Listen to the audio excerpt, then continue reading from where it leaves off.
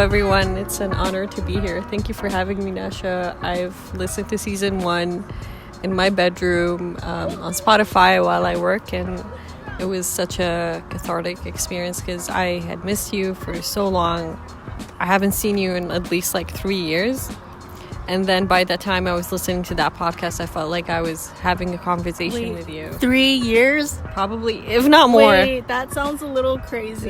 What year is it? And when do we graduate? We graduated in 2019. So that's 3. Is that 3? That's 2? That's 2. That's 2. At that point, because you released it in 2020. And last year of school, I disappeared because life happened. Yeah.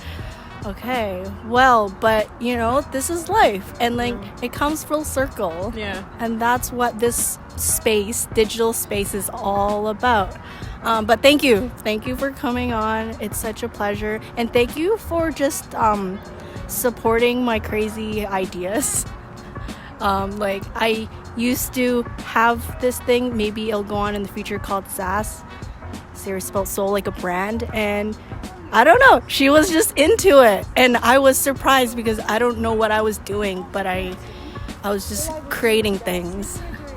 I think you weren't creating a fashion brand per se at that time, because you were more about creating a vision or a lifestyle. Yeah. It was a manifesto. It was a manifesto. I was really driven about not living life based on what society says you have to be, and I feel like, I lost that after we graduated. I didn't know what I was supposed to be. And I think the way we reconnected was because we were kind of figuring things out without constructs. Yeah, definitely. And I think I reached out to you after you released the Ketchup podcast, and I was like, hi, Nasya. I remember, you were such an inspiration to me when I was going through, I'm a lost soul, but lost souls unite. Yeah.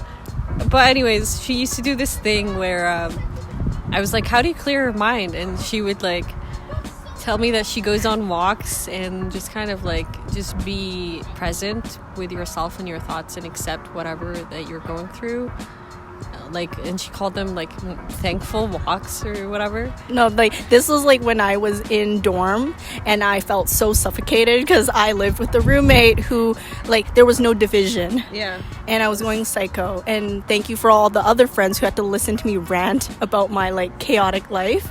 And it forced me to just get out of my room or dorm, and I would just walk on University Boulevard and would walk, but I would be a little extreme with my walking because I'd be stomping and I'd be like, okay, let's just say what we're thankful for. I'm thankful for my legs that I'm walking right now. I'm thanking, and I would chant out loud to people. I'll be like, I'm thankful for you, I'm thankful for you.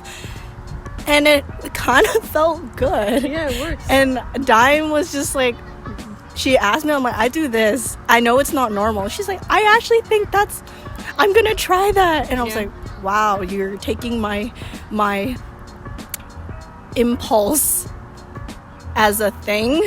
And she was like, no. And then she texted me. I actually remember you texted me. She's like, I actually went on my thankful walk and it was great. And I was like, what? And she's like, yeah, I just said the things, and I'm like, I was shook because I just didn't expect that my actions, my not normal actions,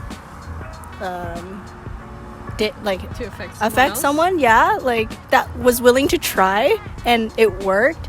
It was really nice. And I feel I don't know how many years later, maybe 4 or 5 years later, when we start talking again, you actually reminded me about this, and I was like, oh my gosh, Dime. You just told me something I told you, and you've forgotten. I'll be honest with whoever's listening. The Dime that she was talking about, the version that she was talking about, I was in a different mind space. And then I feel after school ended, it's there was no more syllabus to live for, and I was life had no guidelines. Life had no guidelines, and I think it went into a really toxic cycle of comparison. I think we talked a little bit about that, and I think where we found a lot of peace and joy was when we were like, why do we care about what people are doing and what they think of us, even though we're not doing exactly what, I don't know. No, I think it's more so when you're seeing what other people are doing, especially your peers. I mean, yeah, everyone's doing their own thing. And like, good for you. Like, I'm not hating on I'm that. not bashing on people. Yeah, I'm very, like, I love that people are pursuing their dreams, but I felt like you always tend to be in that cycle where you compare your success or your happiness or whatever. What was I doing? No, I don't know. Like, even right now, I'm working in the tech industry where it had nothing to do with me being a creative soul or like la da da. Yeah, I mean, I kind of had the taste of like the corporate world, and I thought that that's what I was supposed to do, and it really made me miserable. So, like specifically, you were in like architecture corporate world, and I feel like I hear a lot of from my peers as well, and it's really interesting because I feel like this could be a path I could have taken if I pursued architecture. But I think the moment I realized, for me personally, I'm like, I don't think I can, is when I was like in the studio like nonstop, and then just like trying to figure out some like software stuff to create my vision, and when I couldn't, I was like, this is so frustrating. So a lot of my projects ended up hand drawn, which like the prof was so confused that I was willing to do it. And I used the most like sketchy tools because I was like, you know, a broke uni student. I used bowls to make like curvature like, and somehow those isometric drawings happen, but I was so frustrated because I just had a vision and I couldn't present that. And in the architecture world, it's very precise, very specific, and when I couldn't like generate my idea or my imagery in a very like precise, I think you are a very creative person. That's the thing, and I've seen your work, I've seen like your art, and I don't think it's fair for you to say that you couldn't translate. I think you just have a different way of creative expression because you're more of like a photography and videography or type like of experience. person. That's what I learned from my last year. Yeah. I like last few years where I just really stopped caring about the syllabus. I really was just like, oh, that's how I not fail the class.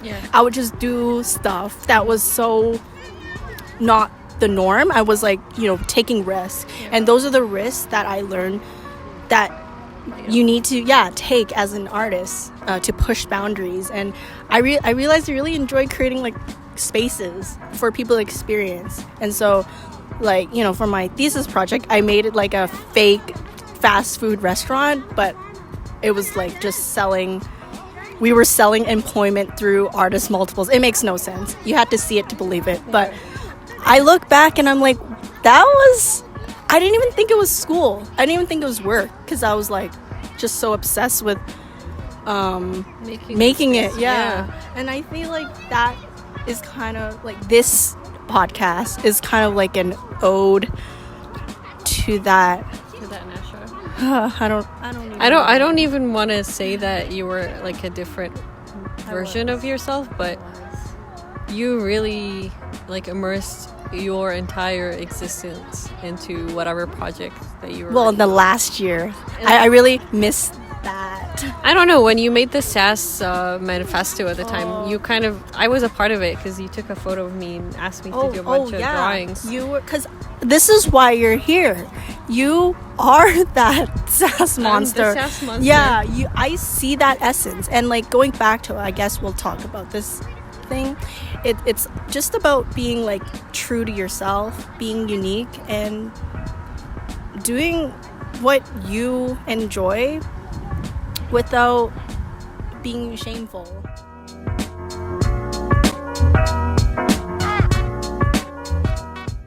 If you want to continue to listen to our full conversation, make sure you go grab your snacks and drinks. You can catch the full podcast in the links below. And if you do enjoy this digital cafe series, you can give it a rating and follow the Ketchup Cafe podcast on the streaming platforms. I'm grateful for everyone on this journey, and I'll see you in the next one.